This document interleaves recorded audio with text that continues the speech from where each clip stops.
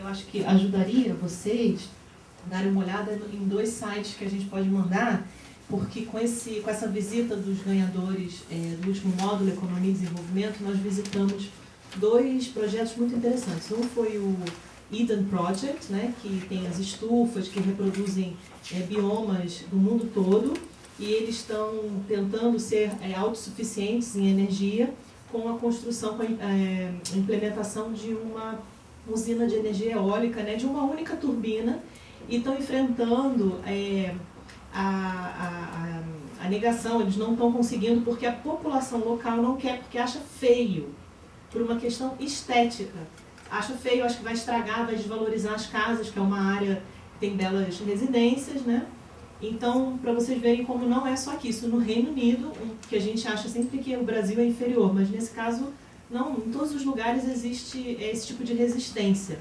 E o outro projeto que nós visitamos, muito interessante, que tem tudo a ver com essa questão de insulation que ela está falando, né, de aquecimento natural, foi o que provavelmente a Rachel conhece, que é o Beddington Zero Development, BED Zero. Também tem um site, é uma iniciativa privada, mas que 1/3 foi voltado para... É um projeto social, é um conjunto habitacional para pessoas de uma área bem carente de Londres, bem fora do centro.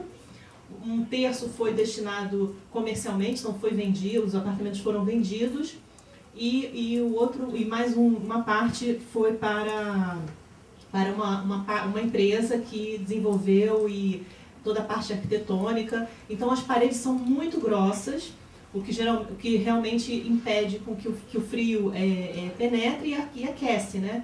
Absorve bastante a energia solar. Tem uma série de estruturas, né? de iniciativas, de estratégias para segurar o calor, e realmente funciona. A gente foi dentro de um apartamento, não tem nenhum tipo de aquecimento. Eles usam inclusive o aquecimento produzido pelo fogão. Então, se a pessoa faz algum alimento, aquele calor fica retido e ajuda também. Todas as unidades são voltadas, de certa forma, para o sol, então tem uma preocupação também com a posição. Os carros são elétricos e tem placas para ligar os carros, para recarregar. Existe um rodízio desses carros. Então são várias iniciativas, não é só essa questão das paredes ou da bioarquitetura, mas são várias iniciativas todas num único conjunto habitacional, num único condomínio, que é muito interessante. Eles recebem visitas, fazem vários tipos de atividades, e eu acho que seria interessante para vocês, no trabalho que vocês vão desenvolver, lerem, estudarem a respeito. Está tudo em inglês, mas eu acho que dá boas ideias e abre um pouco também para saber o que está acontecendo lá. Um dos problemas que a gente tem, o Newton citou, né, a questão das mentalidades e dos valores culturais.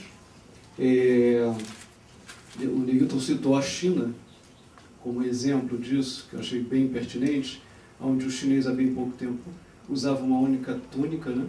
E, enfim, não tinha esses bens todos de consumo tão destacados no mundo ocidental. E hoje eles estão querendo consumir tudo isso. E é muito justo que queiram, né? Porque essa questão dos valores e da autoestima está diretamente relacionada à possibilidade de consumo. Então, um dos grandes problemas que nós temos na escola é tornar todas essas iniciativas um bem, torná-las valorizadas para os alunos, né? Ou seja, mais vale você ter uma atitude mais simples de vida, não é? Do que você, enfim, almejar mais um bem de consumo, mais uma eletrônica, etc. Então, esse é um dos grandes desafios quando a gente fala de educação. Porque, se por um lado o mundo pretende ser sustentável, por outro, e muitas pessoas pretendem se sustentar, né? Então, sustentar suas empresas, manter o seu nível de venda dos seus produtos, enfim, o próprio capitalismo, eu acho que é um momento muito oportuno dos países centrais discutirem uma nova visão de mundo, porque isso vai certamente impactar muito, né, daqui para frente a questão da sustentabilidade. E também as mentalidades, quer dizer, talvez seja um momento de um nascimento de uma nova mentalidade, né, mundial, fruto até dessa crise, né, de se rediscutir um padrão do capitalismo, do neoliberalismo e de tudo que isso envolve em termos culturais e simbólicos na população. Né? Então esse é um sério desafio. A gente pautou uma sociedade, né, que ela é centralizada na produção em escala. Quer dizer, alguns teóricos já colocam que um produto de grande valor é aquele produto que morre na hora da sua produção. Porque ele pode ser refeito e reproduzido e vendido. E a gente criou essa cultura. Não dá para dizer que nós não somos parte disso, né? A gente começa a perguntar, nós vamos à escola para quê? Né? Vencer na vida significa o quê? Né? Como é que a gente classifica alguém que cumpriu o que manda a cartilha? Né? É quando ele tem acesso à sociedade de consumo.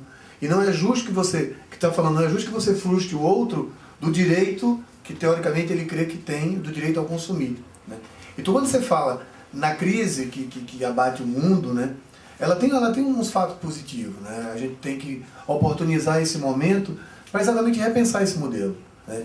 É um modelo que não conseguiu vencer o fosso que existe entre a miséria e o desperdício. Né?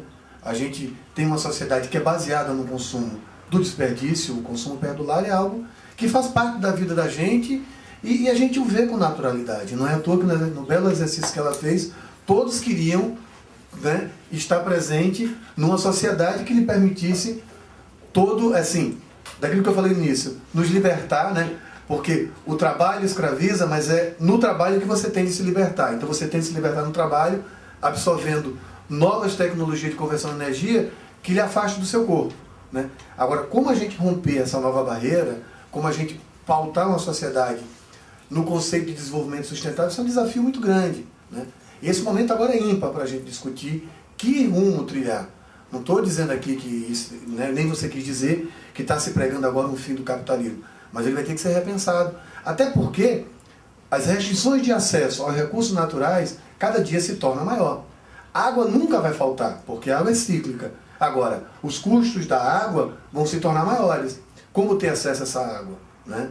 Então, não só a água, os outros recursos. A gente viveu ano passado uma crise alimentar, que estava vinculada também a uma crise energética. E essa crise energética vinculada a uma crise ambiental e climática. Então, esse monte de crise, que agora se soma mais uma, reflete isso que você colocou. Reflete essa possibilidade da gente repensar.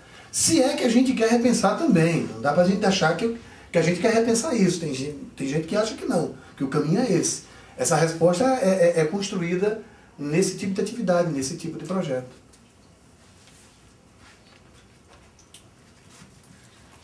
Yeah, I agree.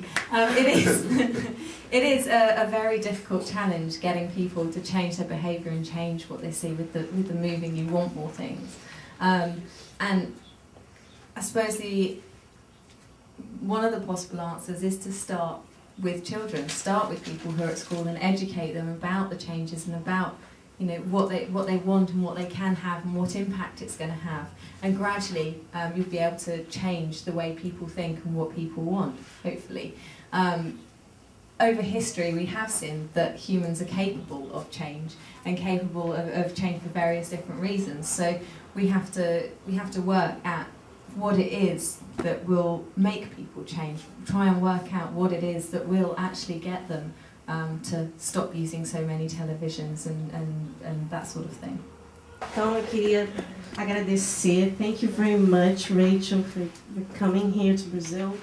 Agradecer o Neilton pela presença dele aqui também, que está super ocupado, está uma semana super ocupado, mas está fazendo esse favorzão para a gente, essa gentileza de estar aqui com vocês e continuar em Recife e em São Paulo.